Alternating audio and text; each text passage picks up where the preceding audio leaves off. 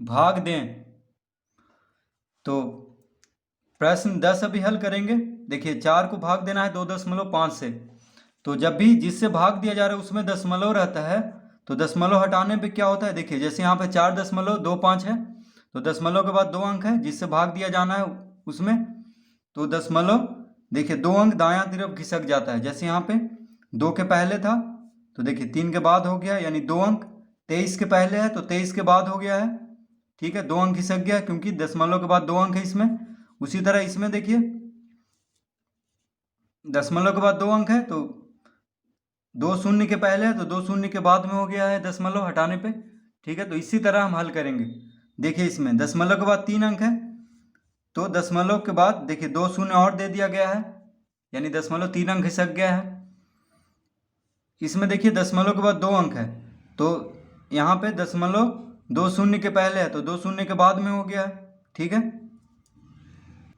तो प्रश्न 10 है 4 को भाग दिया जाना किससे, 2.5 से। तो देखिए 4 को हम लिख सकते हैं 4.0, कोई दिक्कत नहीं है क्योंकि दशमलव के बाद शून्य दें तो भी ये 4 ही रहेगा। तो 4.0 भागा 2.5 लिख सकते हैं इसको। ठीक है, अब यहाँ पे दशमलव के बाद 1 अंक है, दशमलव के बाद क्या है 1 अंक। ठीक है, देखिए दशमलव के बाद सिर्फ 5 है यानी 1 अंक है जिससे भाग दिया जाना है उसमें, और जिसको भाग दिया जाना है उसमें देखिए दशमलव के बाद हम शून्य दिए हैं तो दशमलव 1 अंक दायां तरफ खिसक जाएगा यानी हो जाएगा 40.0 भागा 25। देखिए इसका दशमलव हट के कहाँ चला आएगा, शून्य के बाद, यानी दशमलव 1 अंक दायां तरफ खिसक जाएगा। तो हम दशमलव शून्य दिए थे, यहाँ पे 4 था तो 4.0 हम लिख सकते हैं। तो इसका दशमलव हटाएंगे तो क्या आ जाएगा, शून्य के बाद दशमलव, यानी 1 अंक दायां तरफ खिसक गया है। और दशमलव के बाद देखिए शून्य हम लगा सकते हैं। ठीक है, दशमलव के बाद शून्य कितना भी लगा दें कोई फर्क नहीं पड़ रहा है। तो ये हो गया 40.0 भागा 25, यानी इसको हम लिख सकते हैं 40 को भाग देना है किससे, 25 से। तो 2.5 से भाग देना था 4 को, तो दशमलव हटाएंगे तो 25 से भाग देना हो जाएगा 40 को। ठीक है, ये दशमलव हट के क्या हो जाएगा यहाँ पे 40। देखिए 4 क्या बन जाएगा 40 और ये बन जाएगा 25, 2.5 से 25 बन गया और ये बन गया कितना 40, यानी दशमलव हटाने पे देखिए 40 बन गया और ये बन गया कितना 25। तो इस तरह हम दशमलव को जिससे भाग देना है उसमें से हम हटा लेंगे। तो अब हम किससे भाग देंगे, देखिए 25 से 40 को। ठीक है, तो 25 से एक बार में लगेगा, कितना आया 10 में से 5 गया 5, 3 में से 2 गया 1, 15। अब देखिए 15 तो 25 से लगेगा नहीं तो हम दशमलव देंगे यहाँ पे, तो एक शून्य देंगे तो 25 पचे 125, 25 छक 150। तो इसका उत्तर आ चुका है यानी 1.6, यानी भागफल आ चुका है कितना 1.6। तो इस तरह हम दशमलव को जिससे भाग देना है उसमें से हम हटा करके जिसको भाग देना है उसमें ला देंगे। प्रश्न 11 में है 0.165 को भाग देना है किससे, तो 1.5 से। तो अब देखिए इसमें से हम दशमलव हटाएंगे तभी भाग देने में आसानी होगा, यानी 1.5 को 15 करना है दशमलव हटा करके। ठीक है, इसके बीच से अगर दशमलव हटा दे तो ये 15 हो जाएगा। तो हम 15 से आसानी से भाग दे सकते हैं किसी भी संख्या में। तो देखिए यहाँ पे दशमलव के बाद 1 अंक है, देखिए दशमलव के बाद सिर्फ 5 है यानी 1 अंक है। तो दशमलव कहाँ आ जाएगा, 1 के बाद आ जाएगा, यानी 1 अंक दायां तरफ खिसक जाएगा। दशमलव 1 के पहले है तो 1 के बाद हो जाएगा, तो हो जाएगा 1.65 भागा 15। ठीक है, अब 15 से इसे हम भाग देंगे, 15 से किसको भाग देंगे, तो 1.65 को। तो देखिए 15 से 16 एक बार में लगेगा, लेकिन 16 के बीच में दशमलव है तो इसलिए हम दशमलव देंगे और दशमलव के पहले शून्य, तो एक बार में लगाएंगे तो यहाँ पे लिखेंगे 15, 6 में से 5 गया 1। ठीक है, 6 में से 5 गया 1, ये देखिए 1 में से 1 गया शून्य, तो इसको काट देंगे। अब 15 उतारेंगे, फिर से एक बार में लगेगा, तो इसका उत्तर कितना आ चुका है 0.11। कितना आ गया इसका उत्तर 0.11। ठीक है, तो बहुत ही आसानी से हम इसको हल कर लेंगे।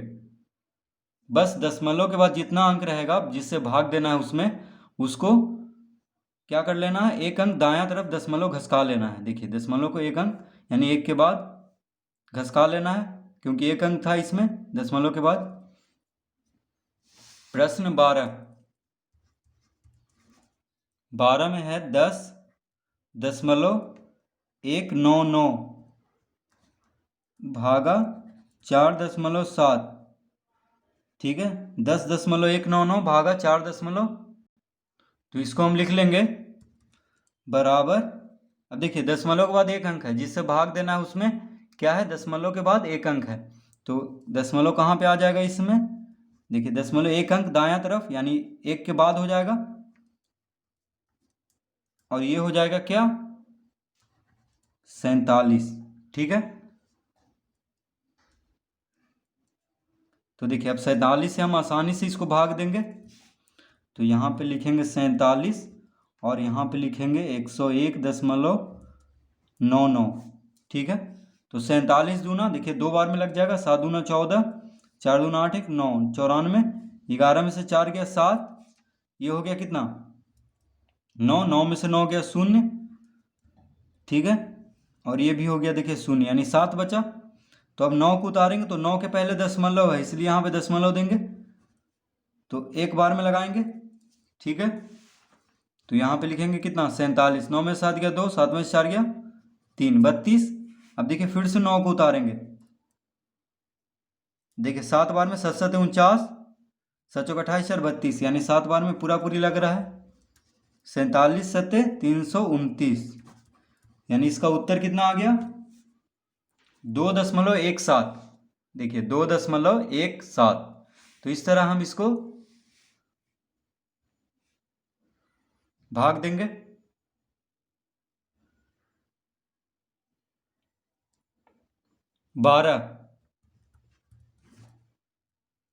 प्रश्न 12 है 10.199 भागा 4.7। 10.199 भागा 4.7, तो इसको दशमलव के बाद देखिए एक अंक है, ठीक है, जिससे भाग देना है, यानी भाजक में क्या है दशमलव के बाद एक अंक, तो दशमलव क्या हो जाएगा भाज्य में, एक अंक दायां तरफ खिसक जाएंगे, इसको भाजक कहते हैं, इसको भाज्य। ठीक है, तो दशमलव कहाँ आ जाएगा 101 के बाद,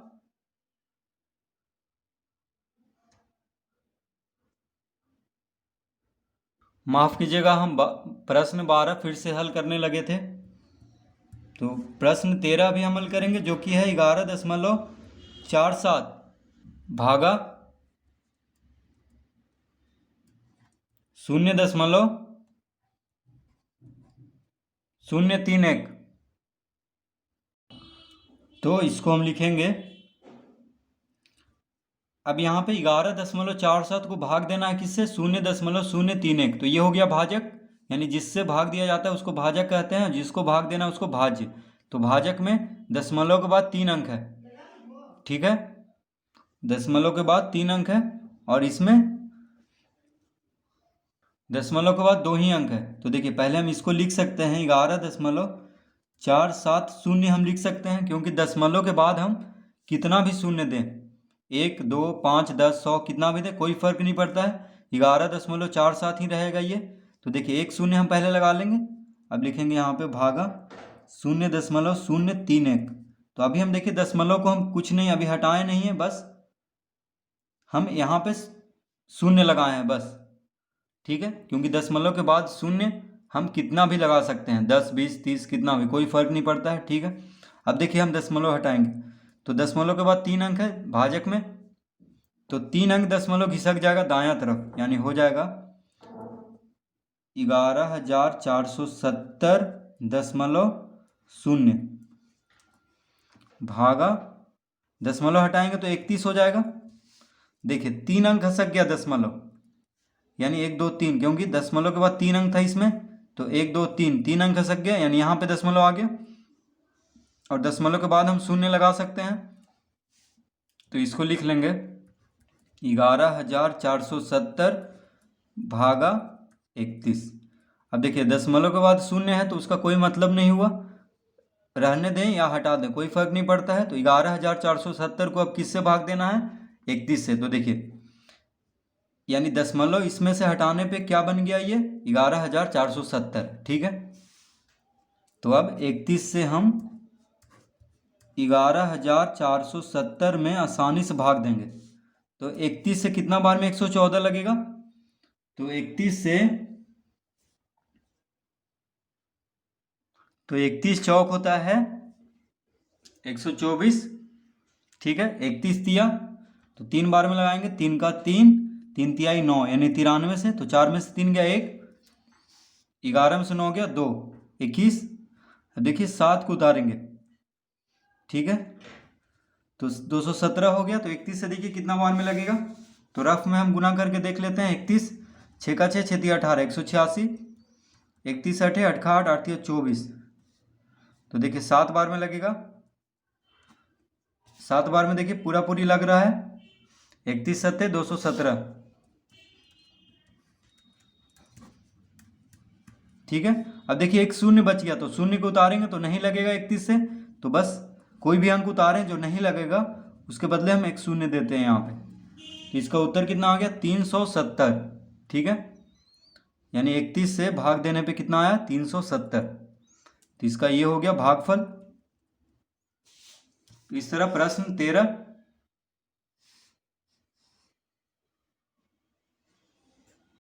प्रश्न 14 में है 0.027 भागा 0.03। ठीक है, 0.027 भागा 0.03। तो इसको हमें क्या करना है? भाग देना है।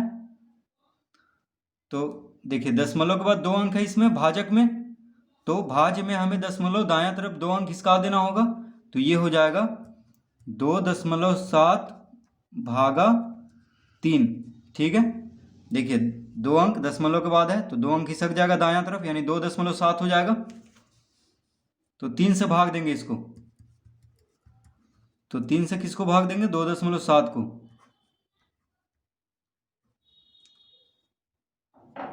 2.7 को तो 3 नंबर 27 होता है, लेकिन बीच में दशमलव है इसलिए पहले दशमलव लगाएंगे फिर शून्य देंगे। दशमलव को पहले शून्य देते हैं। 3 नंबर 27 यानी 0.9 से देखिए 2.7 क्या हो जाएगा? कट जाएगा। ठीक है, तो कितना आ गया? 0.9। इसका भागफल यानी इसका उत्तर आ गया 0.9। तो प्रश्न 14 हम इस तरह हल कर लेंगे। अब है प्रश्न 15। 15 में है 1.28 भागा 0.08। ठीक है, 1.28 भागा 0.08। तो देखिए इसको हम लिख सकते हैं 1.280, क्योंकि दशमलव के बाद शून्य लगाएं कोई फर्क नहीं पड़ता है। तो 1.280 हम इसको लिख सकते हैं भागा 0.08। तो अभी हम दशमलव को नहीं हटाए हैं इसमें से, जो भाजक है उसमें से अब हटाएंगे।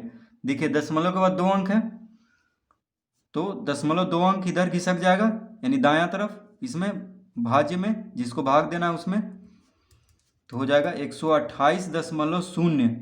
देखिए 2 अंक खिसक गया तो 8 के बाद हो जाएगा, यानी 28 के बाद भागा हो जाएगा 8 से। दशमलव हटाएंगे तो ये सिर्फ 8 रह गया, 0.08 जो कि 8 हुआ। तो ये हो गया देखिए 128 भागा 8। तो दशमलव के बाद शून्य रहने दें या ना रहने दें, बात एक ही है। तो 8 से हम भाग देंगे किसको? 128 को। तो 1 से लगाएंगे देखिए 8, 12 में से 8 गया 4, यहाँ पे 8 उतारेंगे तो 8 छक 48, यानी कितना आ गया उत्तर इसका? 16। इसका उत्तर आ चुका है 16। तो इस तरह प्रश्न 15 भी हम हल कर लेंगे।